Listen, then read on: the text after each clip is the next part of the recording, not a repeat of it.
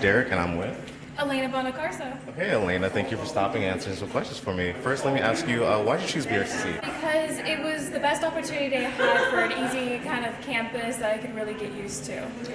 I wanted to get most of my prereqs out of the way and kind of just get that cheaper route, and then I'm gonna transfer eventually. But I want to make sure I went to major what I want to major in and the cheaper route. Basically, it's a very diverse college. They get a lot of opportunities here. It's not like a speedy process. It's a great college. And I chose BRCC because I felt like there was a better schedule for me because it let me set my own schedule and let me, be a little bit more freely with how I could work and move around my busy life schedule. So I feel like that was going to be a better thing for me to do. And it's better for me to focus here than go to university because there's a lot of other stuff going on, staying on campus and all that. So I like this. I'm from the In Session podcast, and I'm here with Miss Lacey Kelly with the Trio Educational Opportunity Center here at BRCC. All right. So what's one challenge, your biggest challenge you say, being in college? I was a first generation college student, meaning I was the first in my family to do it. The biggest challenge was not knowing what to do, who to ask how to do it, what questions to ask. I didn't know where to go, what financial aid was. So I started originally at BRCC in 2013. And because I had those barriers and I didn't know and no one was telling me, no one could tell me because they had never been through it,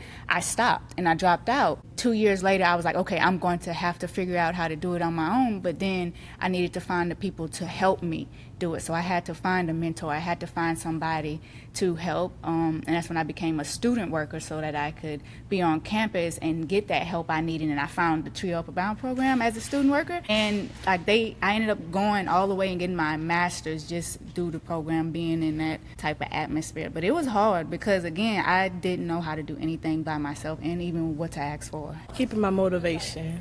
That's the biggest one. And how I pushed through it was seeing my family and people happy that I'm actually going through college. What does success look like for you? So success for me looks like showing up for myself every day. That consistently? Consistently, Exactly, yeah. that's the Consistently. word. Even if it's just a little bit, even if it's just a little bit every day, like showing up for yourself, it kind of gives me the motivation to just keep pushing forward. Love that. But for me, I'd say living a life that I think I'm happy and I get enough money to where I can provide for myself, pay rent, but also get things that I want. And potentially, have kids or have a spouse and be able to provide it for them as well. And I believe that is success. Success to me is meeting all of my goals that I've set at the beginning of the year, making sure I have my good grades, and then as well as just being stable and happy with everything that I'm doing. Love that. Okay, what's your favorite spot around Baton Rouge to hang out? The state capitol, and it'd have to definitely be the 27th floor. Why the 27th floor? Because if you go on the 27th floor of the state capitol, you literally can see Baton Rouge. I've only been there once as a kid. I'm gonna go back, seriously, because you can see the Mid-City Tower, and then you can see our campus. Cool, that's so cool. Okay. I mean, I'm on LSU side sometimes, and I really like Pink Agave. That's one of my favorite bars to be at. Yeah, that's a good restaurant, good food. I always Top Golf is always a vibe. When you have the good people, good vibes around you. What else is some good places? Oh, what's that place you talk about downtown?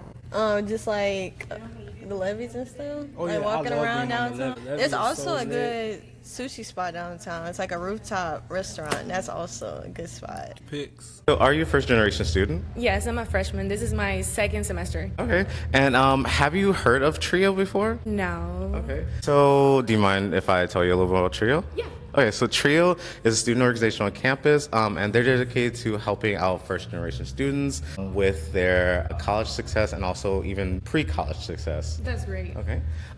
So tell me a little bit about your experience as a first-gen student. Well, since I'm not from here, I am an international student. Actually, I'm from Puerto Rico and half Dominican as well. The experience has been a little different, but it has been great because of the DISLA Center that we have and the resources that BRCC offers to all the students. It helps a lot. Free promo for the D-Lask. I love that. Thank you so much. I'm definitely a first-gen student.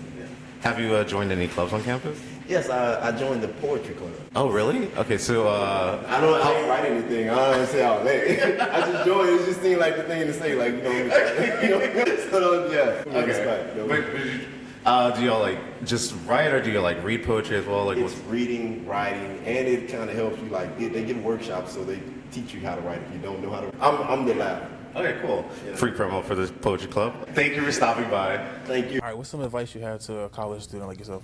I would say stay focused, stay consistent, network a lot, like with your peers and stuff, because you never know who has the same major as you or has the same idea with you that can benefit you and help you in the future. I would say create a good relationship with your professors because they can always help you to reach the next level. Back then, don't stop like I did. Education is the first thing that it's so easy to get rid of. Everything else, I was a non-traditional student as well, meaning I sat out for like 6-7 years while I was in the military, and I came back.